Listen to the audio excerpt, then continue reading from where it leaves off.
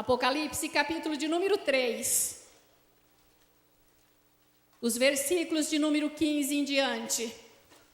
Nós vamos ver então que quando nós falamos a respeito de santidade, ou seja, de que as nossas vestes sejam alvas, sejam brancas, e que nunca falte o óleo sobre a nossa cabeça, nós estamos falando a respeito realmente de uma vida mais parecida com Cristo.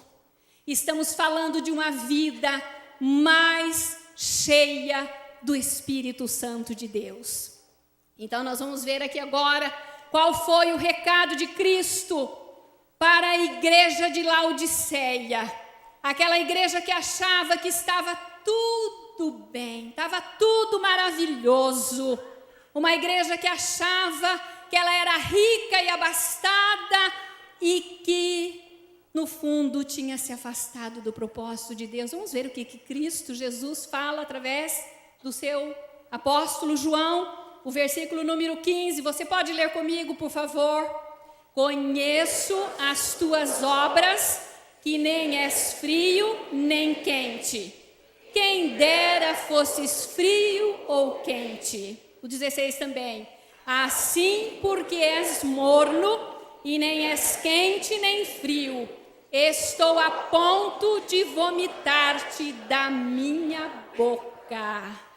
Ah, o Senhor conhecia esta igreja. O Senhor conhecia de tal maneira que Ele disse: conheço, ó igreja, eu conheço as tuas obras. Conheço as tuas obras. Sabe, queridos, aquela igreja não era uma igreja que vivia de braços cruzados. Aquela igreja fazia. Aquela igreja agia, porque está dizendo aqui: eu conheço as tuas obras. Mas o que aconteceu então? Nós vamos ver que a igreja de Laodiceia, aquele povo, conhecia a obra do Calvário, conhecia a obra da ressurreição, mas eles não eram mais tocados por aquilo que eles conheciam da palavra de Deus. Eles conheciam, sabiam da existência do inferno, mas eles não se preocupavam com os perdidos. Eles não se preocupavam em orar, em pedir amor a Deus nos seus corações para poder atrair os perdidos para Jesus. Eles não se preocupavam mais com a salvação de vidas. Eles tinham status, eles realmente se mantinham daquela maneira e achavam que tudo estava bem. Mas vamos ver o que fala no versículo de número 17. Você pode ver comigo, mantenha a palavra aberta. A primeira parte do versículo diz lá: pois dizes, leia comigo: estou rico e abastado e não preciso de coisa alguma. Só até aí. Estou rico e abastado e não preciso de coisa alguma. Jesus viu que aquela igreja realmente não estava amando com todo o coração, com todas as suas forças, com todo o seu entendimento, já não colocava o Senhor em primeiro lugar, como a Bíblia nos ensina a colocar. Então, aqueles irmãos da igreja de Laodiceia, eles estavam agindo de uma maneira indiferente, eles se achavam autossuficientes. Ele está dizendo lá, eles se consideravam ricos e abastados e não precisavam de coisa alguma. Ou seja, eles estavam num estado de marasmo, eles estavam num estado de comodismo. A mornidão tinha se instalado na vida daquela igreja. Era um empacamento que estava na vida daquela igreja. A igreja não saía mais do lugar. Você sabe muito bem o que é um empacamento, né? Pensando aqui no jumento, que a Bíblia fala lá da mula de Balaão, não é? Que não saía do lugar de jeito nenhum. Então, às vezes, a gente para num determinado lugar na nossa vida espiritual e também em outras áreas, a gente não sai do lugar porque nós não estamos dependendo do Senhor. Então, não existia mais a necessidade, eles não viam mais a necessidade de buscar a presença de Deus, de buscar a santidade da vida deles e de fazer as coisas da maneira de Deus e não da maneira deles, achando que eles não precisavam de coisa alguma. Havia, queridos e queridas, se instalado naquele povo uma cegueira espiritual. Havia se instalado de tal maneira que Jesus os repreende. Eles haviam perdido a paixão pelas coisas de Deus. Tinham perdido aquele fogo no coração que nos impele a fazer as coisas de Deus da melhor maneira possível, com toda a motivação, com todo entusiasmo e a viver para Deus com toda a alegria do nosso coração. Eles tinham perdido isso. E o Senhor então manda essa mensagem, como Ele mandou para as outras igrejas, em cada igreja Ele tinha uma mensagem. E nós estamos aqui vendo então que a igreja tinha perdido este amor, esta paixão. O fogo não ardia mais no coração deles. E olha, queridos, eles estavam correndo um grande perigo. O amor não ardia mais. Eles realmente não estavam tão preocupados mais com as coisas de Deus. Eles estavam o quê? Mornos, eles estavam mornos. Então, como é que se a gente fosse falar aqui num cadáver, o cadáver é um morto, não é verdade? Se a gente colocar a mão sobre o cadáver, como é que o cadáver está? Frio, morno, quente? Normalmente, depois de um tempo, está frio, porque não há mais vida, não há mais sangue correndo naquele organismo, naquele corpo. Então, aquele cadáver, ele está frio. E Jesus falou, quem dera se vocês fossem frios ou quente. Assim, porque és morno e nem és quente, estou a ponto de vomitar-te da minha boca. Ah, queridos, que condição terrível é estar na mornidão. Isso gera náusea no coração de Deus. Ser morno, estar nesse estado de mornidão, gera náusea ao coração de Deus. Não a mornidão na nossa vida em nome de Jesus, porque senão seremos vomitados da boca do Senhor. Isto é algo muito sério. Isto é algo muito sério. E o Senhor está dizendo aqui então, eu conheço as tuas obras. Eu sei, igreja, como que vocês estão fazendo as minhas obras. Irmãos, nós precisamos tirar algumas lições desse texto para a nossa vida pessoal, para a vida familiar e para a vida da igreja aqui nesta noite. E durante estes dias, durante esta semana, se nós realmente estivermos levando a sério aquele tema que nós temos repetido, que o Senhor colocou no nosso coração, mais de Cristo e menos de mim. Com que seriedade você realmente está fazendo isso? E eu te convido a levar isso muito a sério. E este momento aqui que nós estamos juntos, ele é muito sério, porque é um momento de confronto. E ninguém gosta de ser confrontado pela verdade. Não é verdade que eu estou falando. Ninguém gosta de que alguém chegue e diga alguma coisa contrária àquilo que nós pensamos. Mas, queridos irmãos e irmãs, infelizmente, nós temos que dizer que a Igreja de Cristo atualmente, ela está vivendo a síndrome da Igreja de Laodiceia. A Igreja de Cristo está vivendo a síndrome da Igreja de Laodiceia. E isto não agrada o coração do nosso Deus. E nós, infelizmente, nós estamos incluídos nisto daqui. Quantos de nós estamos fazendo as coisas para Deus sem paixão e sem colocar o nosso coração? Você concorda comigo? Quanta coisa tem sido feita sem realmente fazer por amor. Fazemos as coisas para Deus, mas não há amor, não há alegria. não há júbilo em servir a Deus, de ser testemunha verdadeira, de estar aqui, de fazer o que é necessário ser feito. Está faltando paixão, está faltando o fogo de Deus a arder em nosso meio, igreja. E nós precisamos clamar a Deus nestes dias. Deus, conscientiza a minha vida, porque eu quero ser transformado. Eu quero ser transformada. Diga para Deus aí agora no seu coração, abra a tua boca. Deus, eu quero ser transformado. Eu não quero viver da mesma maneira que eu vivi o ano que passou. Diga. Deus está aqui ouvindo a sua voz. Ele está ouvindo o clamor do seu coração. Ah, Jesus. Por que será, queridos, que este lugar ainda não está transbordando? Por que será que os pastores tanto falam aqui na frente e nos desafiam, mas parece que as coisas não saem do lugar?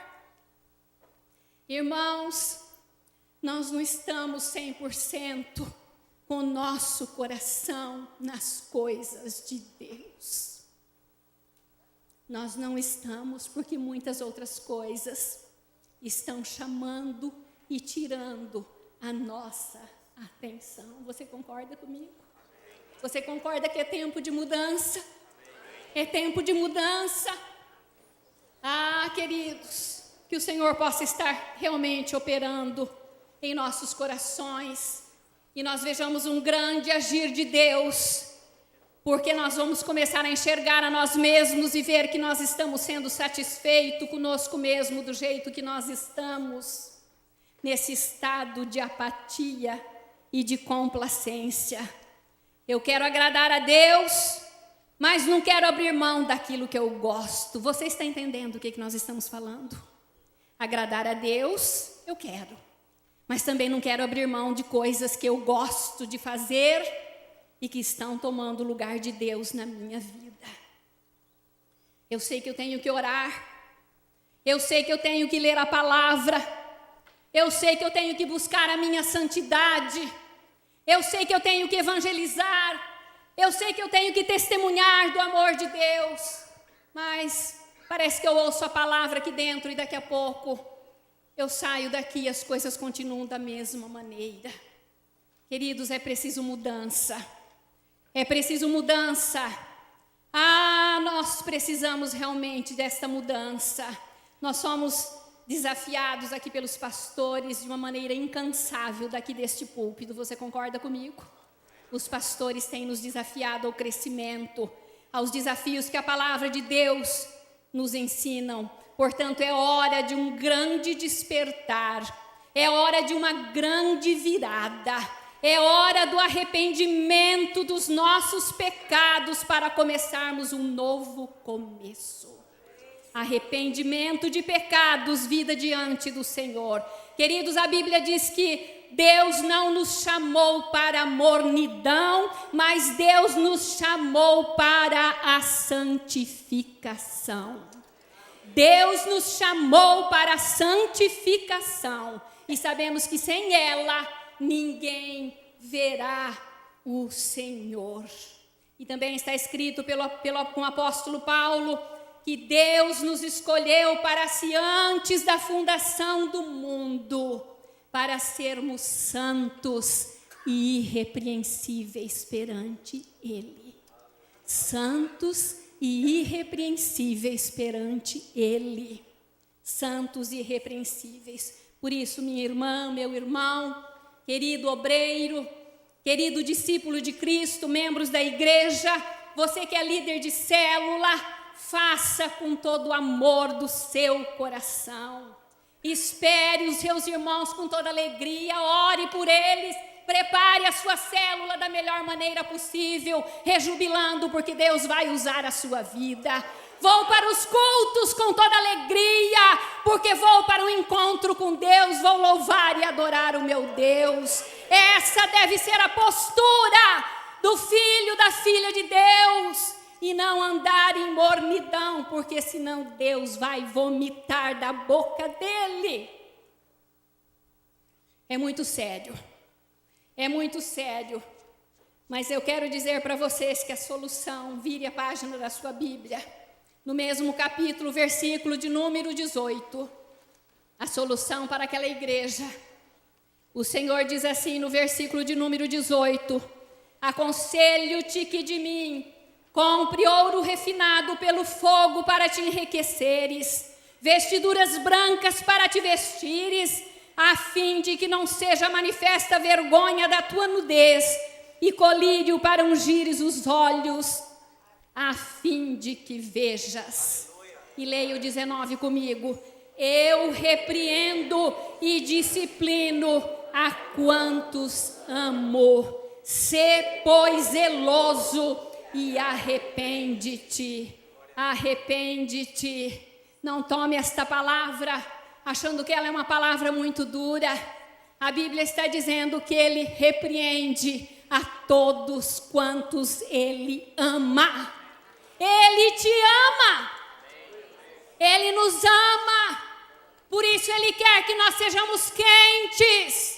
Por isso ele quer que o fogo do céu arda constantemente nas nossas vidas e não vivamos mais no ano de 2014 em mornidão, se nós temos vivido em mornidão até agora. Você concorda comigo? Você deseja isso? E eu quero te dar a boa notícia.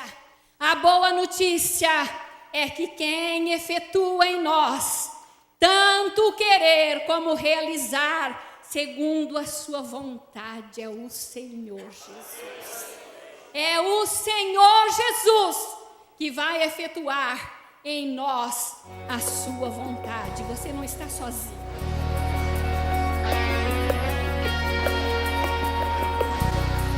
Me escutas quando clamo e acalma o meu pensar.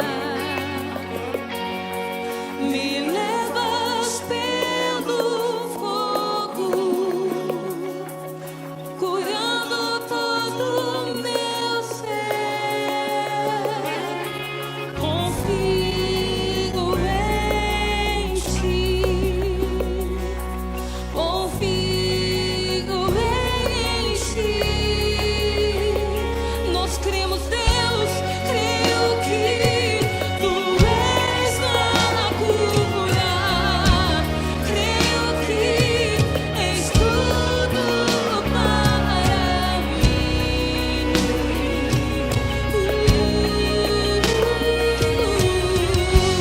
Creio que tu és a vida. Creio que não há outro igual a ti. Jesus, eu preciso de ti. Me escutas quando clamo e acalma o meu pensar. Me levas pelo fogo, curando todo o meu ser. Confio em ti. Nós cremos, Senhor. Confio em ti. Erga a tua voz e declara ele. Creio que tu és a cura. Creio que és tudo para mim.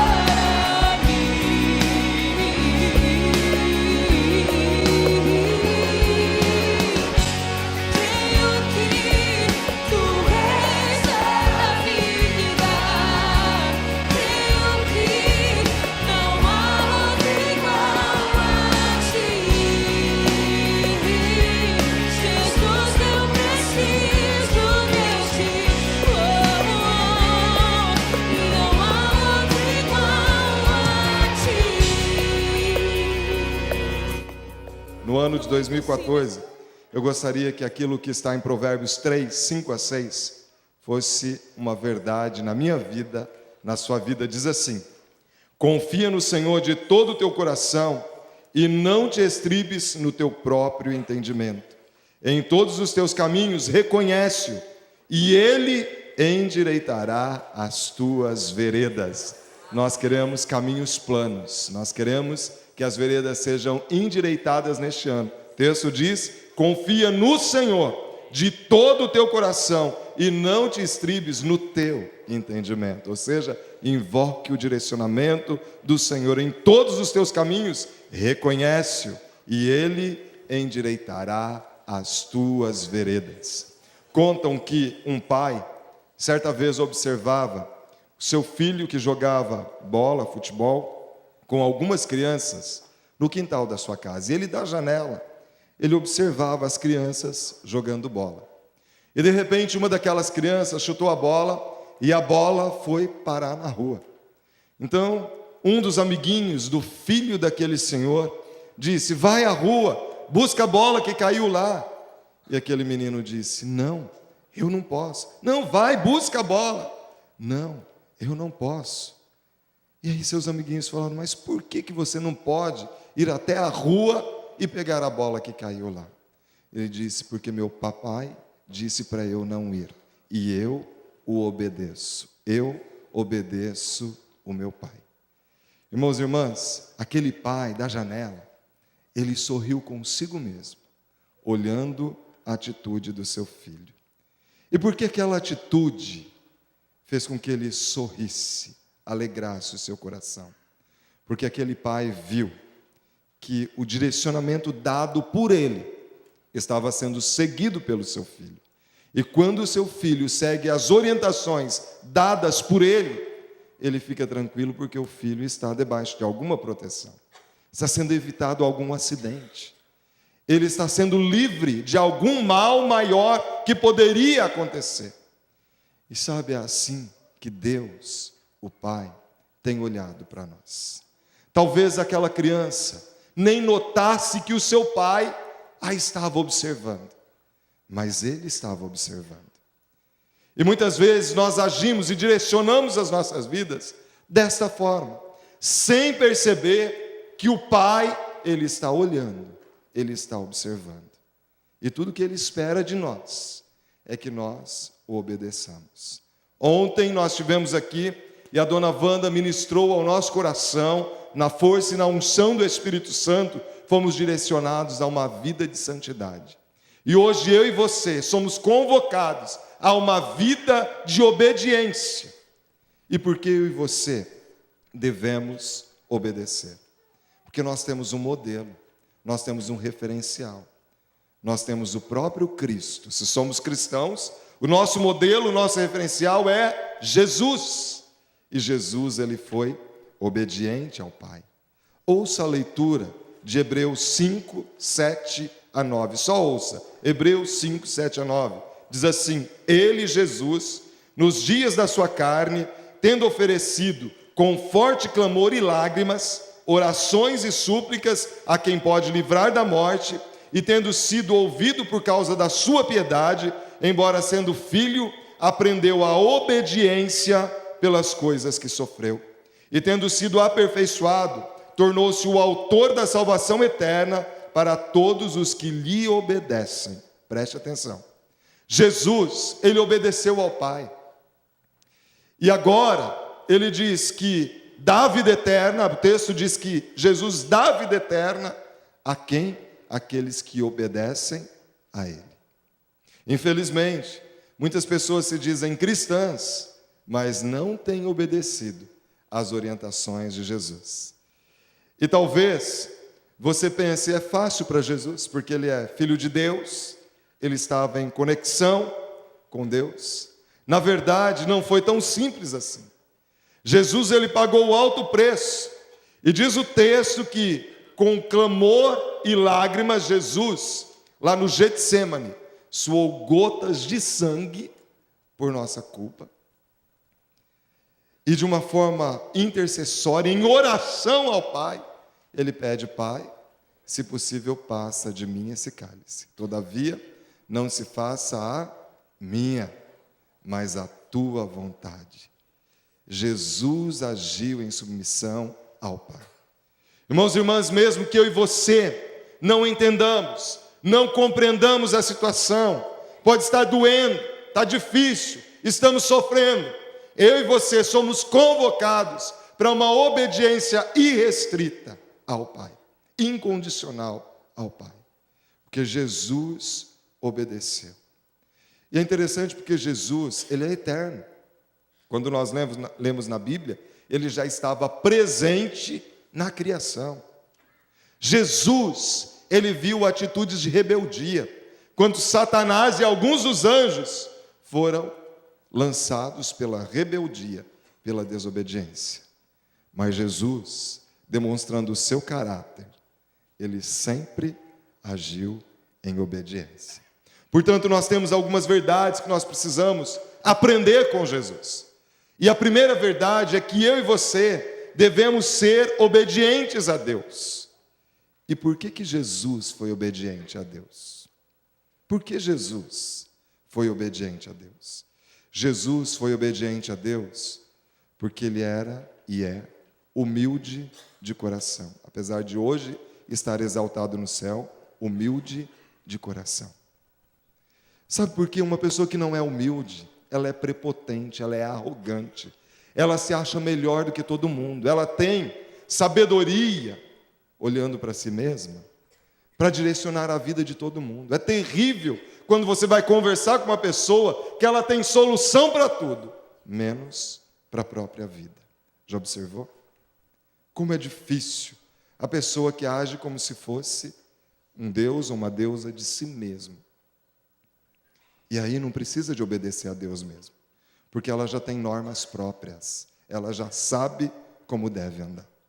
Então a arrogância, a prepotência, o egoísmo toma conta do coração e a humildade cai por terra.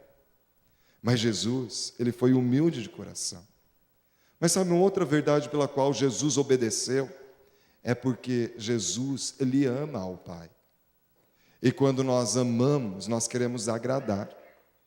E isso é tão verdade que quando Jesus percebeu, ele sendo presente, que ele seria tentado pelo diabo, antes, o que ele fez? Ele jejuou e orou para não cair em tentação.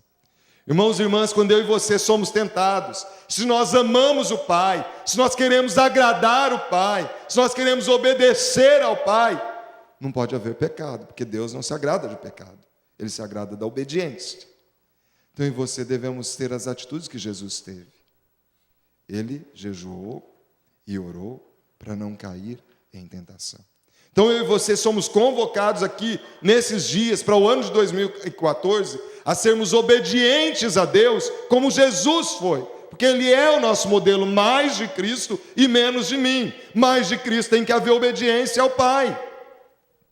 Mas Jesus, além de ser obediente a Deus, Ele foi obediente aos seus pais terrenos. Interessante que aos 12 anos, Jesus foi com seus pais para a festa da Páscoa. Eles foram para adorar. E estando ali para adorar, nós temos aquela cena clássica e o texto conhecido por muitos, de Jesus aos 12 anos, discutindo e interrogando os doutores da lei. E aqueles que estavam ali ficavam impactados com a sua sabedoria. Os pais já haviam viajado. E no meio do caminho, percebem entre os seus filhos que faltava Jesus.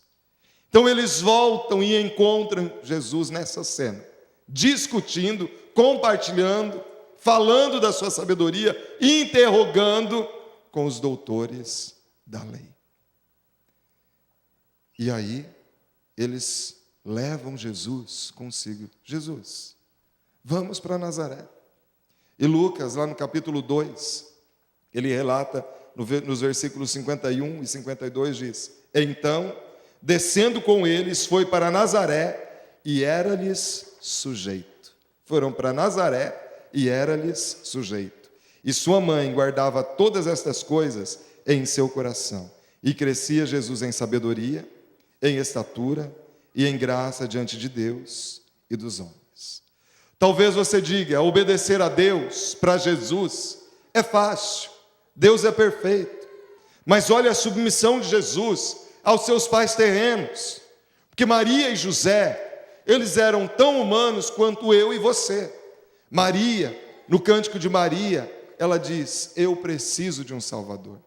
Minha alma se alegra em Deus, o meu Salvador. Quando ela chama de Salvador, é porque ela entende que precisava ser salva de alguma coisa, da perdição eterna. E ela teve o privilégio de gerar, então, o Filho de Deus, o Salvador.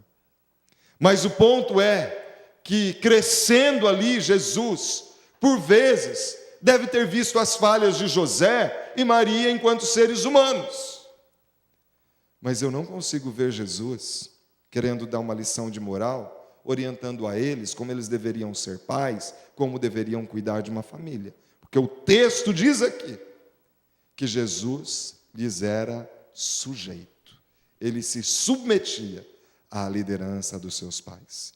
E sabe que esse é o mandamento com promessa, que eu e você devemos obedecer aos nossos pais, honrar aos nossos pais, para que haja bênção nas nossas vidas, para que haja longevidade.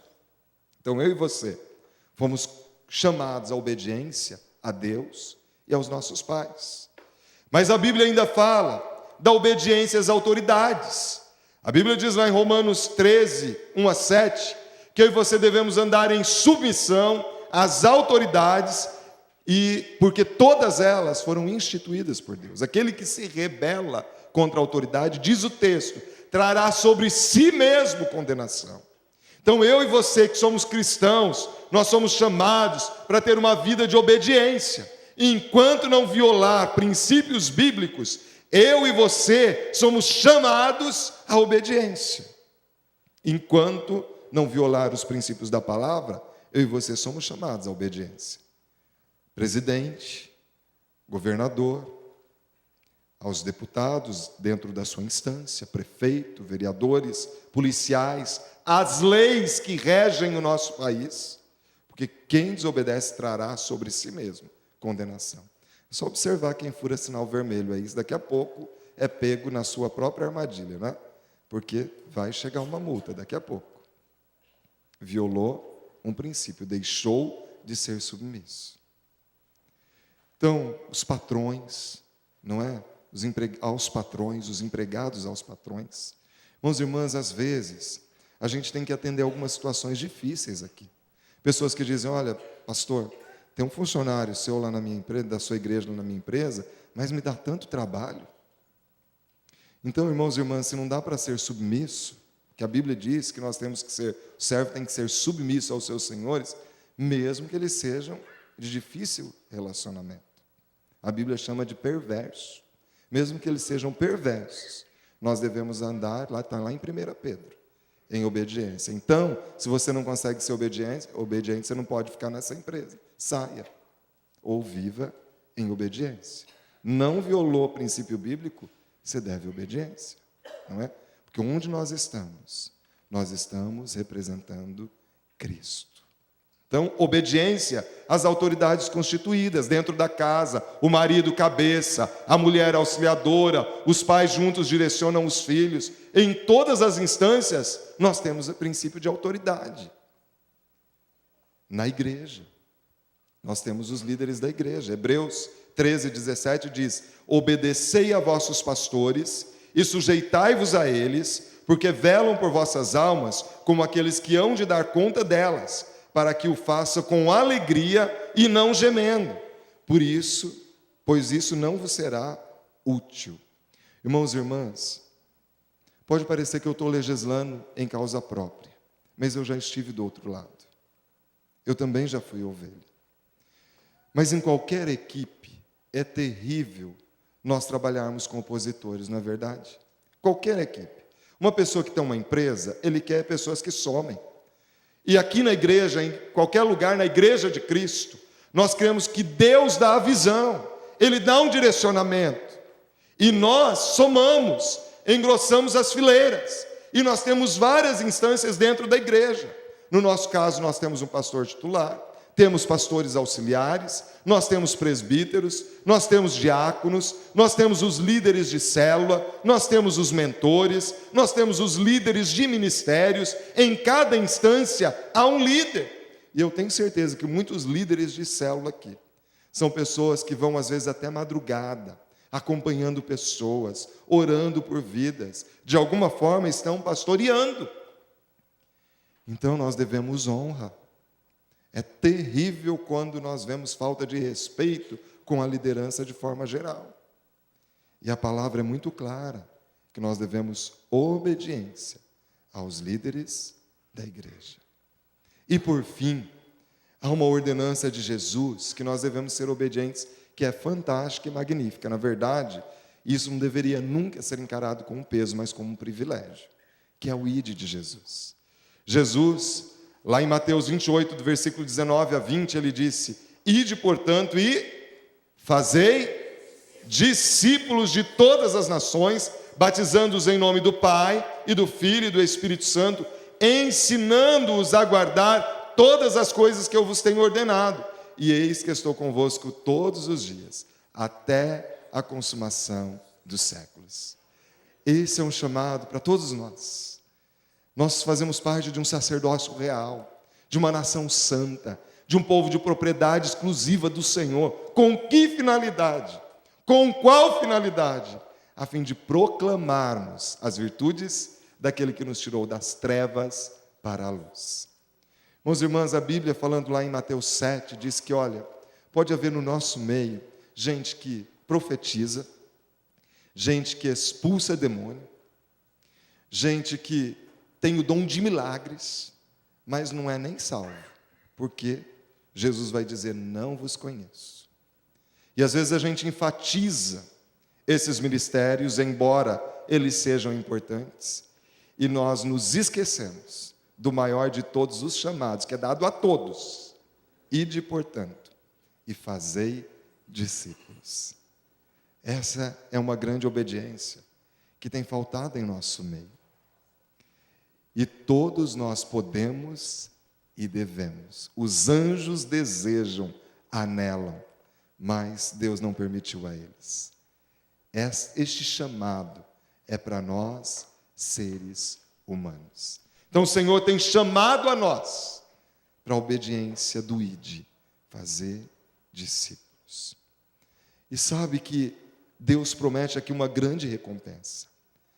Em Filipenses 2, 8 a 10 diz assim, que Jesus a si mesmo se humilhou, tornando-se obediente até a morte, morte de cruz, pelo que também Deus o exaltou sobremaneira, e lhe deu um nome que está acima de todo nome, para que no nome de Jesus se dobre todo o joelho, nos céus, na terra e debaixo da terra, e toda língua confesse: Jesus Cristo é o Senhor, para a glória do Deus o Pai. Irmãos e irmãs, assim como Deus exaltou a Jesus, Ele está à direita do Pai, Ele tem exaltação para a sua vida em obediência a promessas de Deus para a sua vida. Olha o que Ele fez com Jesus. Jesus foi lhe dado um nome que está acima de todo nome. Você chega num lugar, você usa o nome de alguém que tem influência, as portas se abrem. Assim tem que ser quando eu e você usamos o nome de Jesus. Onde chegar um cristão, as portas têm que se abrir. E Deus diz aqui, Deus o exaltou, lhe deu um nome que está acima de todo nome, e todo joelho vai se dobrar, reconhecendo que Ele é o Senhor. Joelhos normalmente se dobram diante da majestade de um rei. E hoje nós vemos tantos artistas, tantos ídolos que são venerados, mas toda aquela multidão é pequenina ante todo joelho que se dobrará e vai confessar: Ele é o Rei dos Reis, Ele é o Senhor dos Senhores. Diante da majestade de Jesus, eu estou me encurvando. Ele é o Filho de Deus, Ele é o libertador, Ele é aquele que veio para me resgatar. Todo joelho, um dia, vai reconhecer. Olha que privilégio. E Deus o exaltou. Jesus, certa vez, relatado por Marcos, no capítulo 10, versículo 29 a 31, Jesus disse: em verdade vos digo que ninguém há que tenha deixado casa, ou irmãos, ou irmãs, ou pai, ou mãe, ou mulher, ou filhos, ou campos por amor a mim e do Evangelho, que não receba 100 vezes tanto já neste tempo, em casas, irmãos, irmãs e mães, e filhos e campos. E no século vindouro, a vida eterna. Olha que privilégio, irmãos e irmãs. É nesta vida. Se eu e você amamos a Jesus, obedecemos a Ele, a recompensa 100 vezes mais nessa vida. E quando se encerrar o tempo aqui, vida eterna, um tesouro que ninguém pode arrebatar, tirar das nossas mãos. Obedecer é melhor do que sacrificar. Em 2014, mais de Cristo, mais a obediência de Cristo na minha vida, na sua vida, em tudo que nós fizermos.